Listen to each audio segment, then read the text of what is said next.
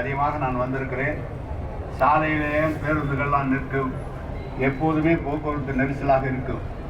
இந்த பேருந்து நிலையம் கட்டுவதற்கு 6-7 ஆண்டு காலம் கிட்டத்தட்ட முடிந்து நீதிமன்றத்தில் வழக்கு இருந்த காரணத்தால் நீதிமன்ற வழக்கு அதை முடித்து நீதிமன்றடைய உத்தரவுக்கு பிறகுதான் இது கட்ட ஆரம்பிக்கப்பட்டது.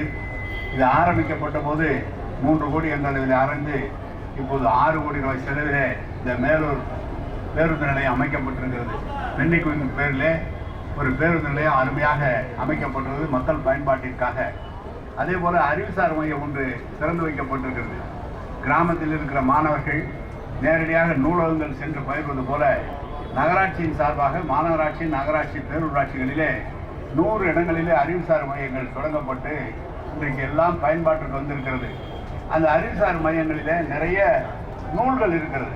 கிடைக்கக்கூடாத, அதாவது வெளியில் கிடைக்காத நூல்கள் எல்லாம் அங்கே இருக்கிறது. அதோடு மட்டுமல்ல, அண்ணா பல்கலைக்கழக பேராசிரியர் பெருமக்கள் ஜூம் காலில் நேரடியாக மாணவர்களோடு உரையாற்றி பாடம் எடுக்கிற வசதி எல்லாம் அதில் இருக்கிறது. எனவே மேலூரில் இருக்கிற நகரத்தில் இருக்கின்ற மாணவ பெருமக்கள் அதை நன்றாக பயன்படுத்திக் கொள்ள வேண்டும். கம்ப்யூட்டர் அளவிலே, ஐடி அளவிலே எல்லா வசதியும் கொண்ட அறிவுசார் மையமாக மாண்பு முதலமைச்சர் அவர்கள் தமிழ்நாட்டிலே 100 இடங்களில் அமைத்திருக்கிறார். அது மேலூரிலே நகராட்சியிலும் அமைக்கப்பட்டிருக்கிறது. அது 2 கோடி ரூபாய் செலவில் அமைக்கப்பட்டிருக்கிறது. மொத்தம் 9 கோடி ரூபாய் செலவில் இன்றைக்கு நகராட்சி சார்பாக திட்டப்பணிகள் தொடங்கப்பட்டிருக்கிறது.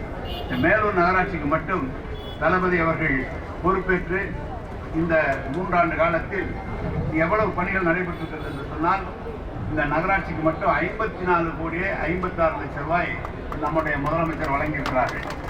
சாலைகளுக்கு 12.42 கோடி, அதே போல வடிகால்களுக்கு 89 லட்சம், வாகனங்கள் 75 லட்சம், தெருவிளக்குகள் 2 கோடி 65 லட்சங்கள், குடிநீர் வசதி 1 கோடி 53 லட்சங்கள், உணவு அபிவிருத்தி 5.42 கோடி லட்சம், அதே போல பூங்கா 1,36,000, மின்மயானம் 9 லட்சம், பேருந்து நிலையம் 7.42 கோடி, அதே போல சந்தை 7.87 கோடி என்று, அதே போல அறிவுசார் மையம் 1.95 கோடி, நமது பள்ளி கட்டிடங்கள் 4.58 லட்சம், அதே போல திடக்கல்வி மேலாண்மை 15,000க்கும், அதே பாதாள சாக்கடை திட்டம் யாசின் அவர்கள் கேட்டார். பாதாள சாக்கடை திட்டம் எங்களுக்கு உடனடியாக அமைத்து தர வேண்டும் என்று கோரிக்கையும் வைத்தார். எப்படி என்றால், அது நம்முடைய தலைநகரிலே தான் இந்த பாதாள சாக்கடை திட்டம் தொடங்கப்படும். இப்போது நகராட்சிகள்லாம் பெரிய அளவிலே மக்கள் இருக்கிற காரணத்தால் அதிலும் கொண்டு வர வேண்டும் என்று சொல்லியிருக்கிறார். அதற்கான திட்ட அறிக்கை விரைவிலே தயாரிக்கப்பட்டு இந்த நம்முடைய மாண்பு முதலமைச்சருடைய அனுமதியை பெற்று இந்த மேலூர் நகராட்சிக்கும் பாதாள சாக்கடை திட்டம் கொண்டு வருகிற முயற்சியை நிச்சயமாக எடுப்போம் என்பதை தெரிவித்துக் கொள்கிறேன். இதர பணிகளுக்காக 9.16 கோடி, அங்கே 7.48 கோடி என்று 54 கோடி 56 லட்சத்துக்கு இந்த மேலூர் பகுதிக்கு இன்றைக்கு நம்முடைய முதலமைச்சர் தளபதி அவர்கள் வழங்கி நகராட்சிக்கு வழங்கியிருக்கிறார்கள்.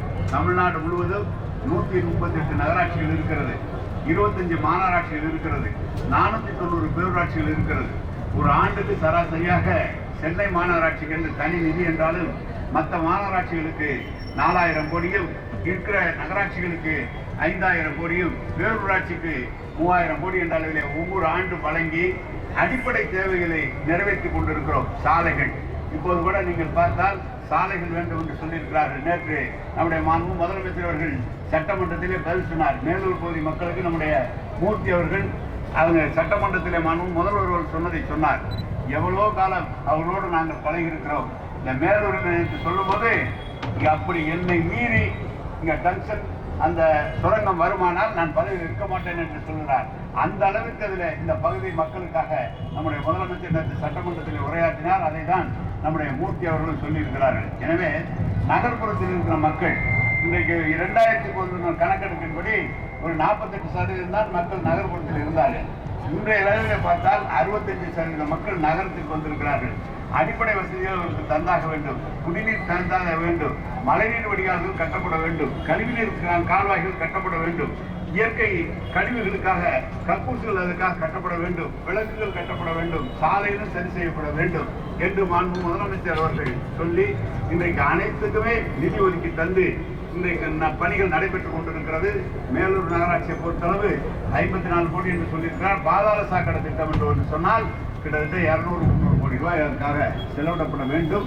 எனவேதான் அதையும் திட்டறிக்கை தயாரிக்கப்பட்டு முதலமைச்சருடைய பேசுவோம் என்பதையும் இந்த நேரத்தில் சொல்லி இங்க இருக்கிற மக்கள் இதை நல்ல முறையில் பயன்படுத்திக் கொள்ள வேண்டும். இந்த பேருந்து நிலையம் உங்களுக்கானது, உங்களுக்காக உபயோகத்துக்காக இருக்கிறது, நல்ல முறையிலே பயன்படுத்திக் கொள்ள வேண்டும் என்று கேட்டு இந்த பகுதி மக்களுக்கு காலையிலே இவ்வளவு திரளாக வருகிறது இந்த நிகழ்ச்சியிலே கலந்து கொண்டதற்காக என்னுடைய நன்றியும் வணக்கத்தையும் தெரிவித்து இந்த பேருந்தை துவங்கி வைத்து விடைபெறுகிறோம். நன்றி, வணக்கம்.